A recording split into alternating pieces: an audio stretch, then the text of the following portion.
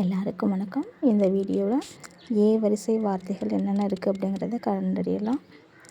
1 8, 2 எண்ணெய், 3 80, 4 எழுத்து, 5 எருமை, 6 எரிவாயு, 7 எவ்வளவு, 8 எத்தனை, 9 எருக்கு, 10 எறும்பு,